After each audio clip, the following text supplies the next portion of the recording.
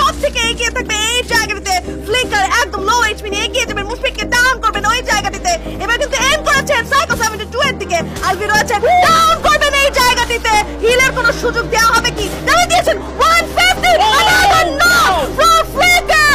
Monster 7 elimination back to back knock, and right now the last player from CR7 1 against 4.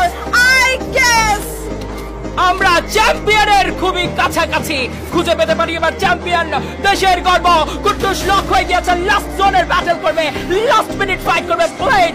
Jiku versus blade, Jiku versus blade. Last man from CR7, and it's a booyah, and the champion of Bangladesh is Team RHK Red Hawks, the champion. And কি দুর্দান্ত একটা champion title, কি দুর্দান্ত একটা title. এবার esports world cup wait করছে বাংলাদেশের চ্যাম্পিয়নদের জন্য। Red Hawks secured their booyah, the first booyah for them, and that was it. Oh my goodness, the heat returns. I guess now, people, you can feel the heat.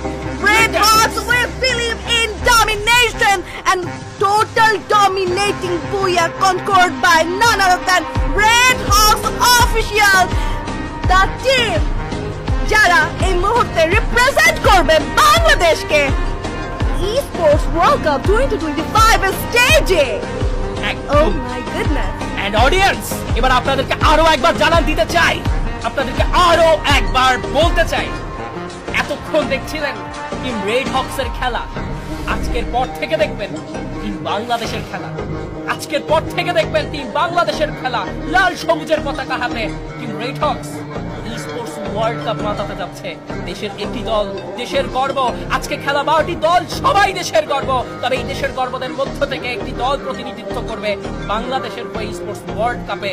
আসছে দিন, আসছে সুদিন। Free fire esports এভাবেই মেতে থাকুক। চ্যাম্পিয়নকে আমরা পেয়েছি, celebration I guess চলছে team red হকদের, এবং এর চাইতেও বড়